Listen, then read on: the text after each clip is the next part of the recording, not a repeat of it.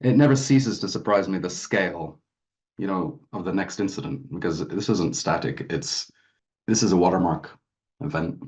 So, it's hit a new high, but it continues to grow. And there's a few reasons for that. There's the wide scale adoption of technology at a pace that is being driven by, the competitive landscapes that organizations find themselves in, countries find themselves in, but that is maybe a little bit faster than is comfortable for a lot of organizations. So we don't quite understand what we're adopting when we adopt it, and that isn't a static thing. So at the back end, the bad guys are also evolving at a pace that we're entirely unaware of. And I think what you've seen here is the defenders of the realm scrambling to also keep up. So they are aware of both the customer's need and the adoption need at the one end, and that's their business, and at the back end, what the bad guys are doing because they're monitoring them. And when that all doesn't line up, it just takes once or twice, and you start having an event like this. I suppose so. It isn't a cyber attack or a cyber event, even in the sense that we normally think of cyber events. But so my background is actually in technology and insurance, and the definition that insurance, as an example, takes as a wider definition of what a cyber is. So it includes non-malicious events or misconfigurations or changes. And so in a sense, it feels like the pace or the pressure that CrowdStrike were under to keep their systems at the most highest level of update has caused them to make a misstep.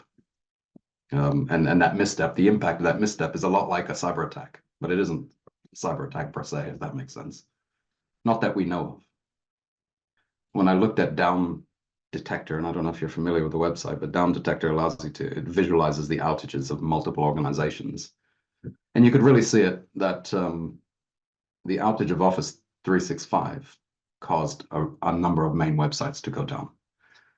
Anyone that put anything on Office 365, it went down. So you see a lot of the big, Visa, Sainsbury's, Santander, a lot of the big front-end retail websites went down, and you could see the blip with Office 365 and a zero at the same time. So the issue is that there are different use cases. So this is a CrowdStrike and a Microsoft issue, and there are different use cases or deployments of CrowdStrike. There is the use of CrowdStrike by Microsoft, which is the apex, because it's the biggest cloud provider and the biggest security front end, let's say, or protection device.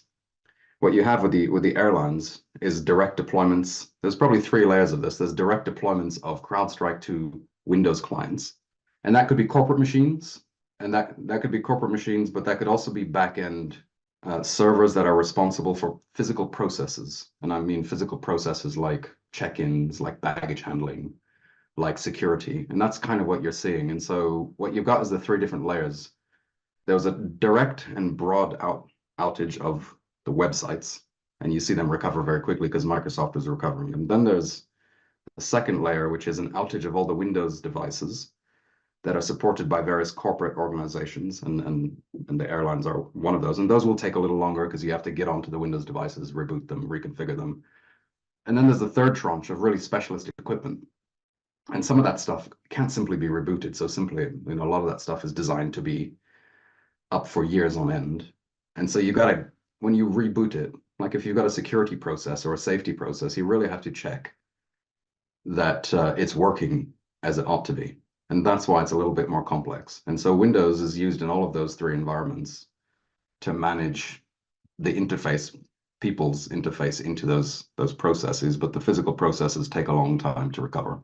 So it really depends, and I hate to say that, but it really depends on the nature of the level of the level of resilience that was built into those systems. So do we have and also that event was an unplanned event, and so sometimes an unplanned event can cause unintended consequence. So it could be the integrity of a piece of hardware, as an example. So I think you'll see varying degrees of recovering of systems. You're seeing some stuff come back online, things like the booking systems, and which again are back office systems, but not necessarily physical process systems. And so you'll see those come back online. They'll be enacting their DR plans. So basically looking at whether they can fail over to a safe place. And some of them will fail over manually, but gracefully. And some of those systems, if you think about security checks and the hardware and baggage handling, you don't have a separate system you can fail over to. So you really have to get it up and running, and that might require some rebuild and configuration and testing, and then it can come back up. And you could be looking at anywhere from days to weeks. So the average kind of downtime when you have a non-graceful shutdown is somewhere around 21 days of total outage.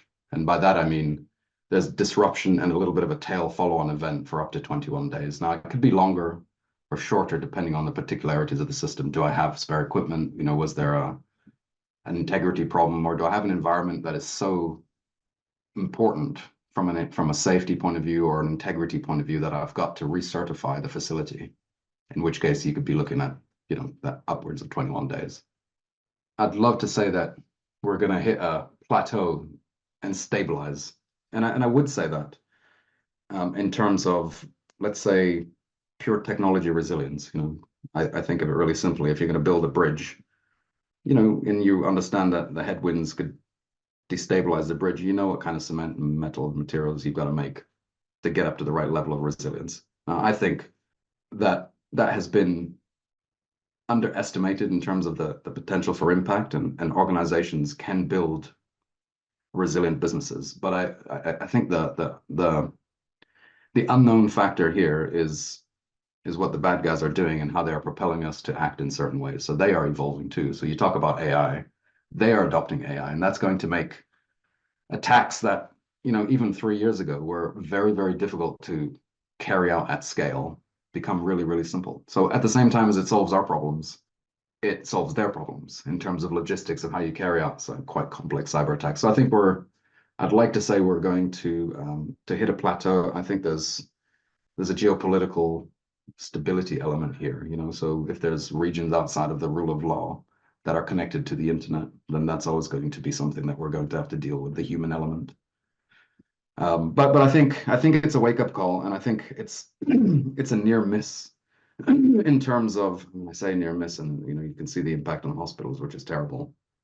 But I think there's a real step up required for governments in terms of critical infrastructure, and you're seeing some of that regulation bite in Europe at the moment with the NIS2 directive. But I suspect that you will see a very strong set of minimum requirements across a very broad range of our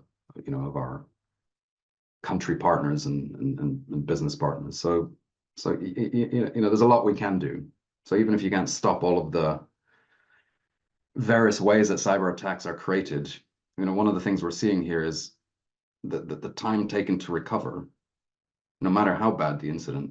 It's like, how long does it take us to rebuild a bridge? Well, you can plan for that, and I think we need to see better recovery facilities for our emergency services, for our critical national infrastructure, et cetera. And I think you'll see regulators try to step up to that mark. Yeah, well, this is, like I said, this is the watermark. This is the latest watermark. So I think, if you step back, we had the WannaCry incident, which caused 10 billion of damage over 3 to 4 days.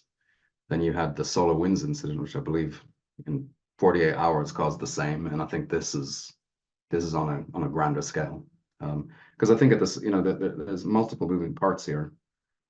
We are connecting at a pace, and this worries me about what the next watermark is going to bring. But as we start to bring on things like autonomous vehicles into the network and into the internetwork, and suddenly, I think we're in the age of the internetization, let's say, or network connectivity of physical process automations, and that has to be really done really carefully. And I know there's a lot of people that advocate against that happening, but these are networked systems by nature, and so by nature they tend to be connected.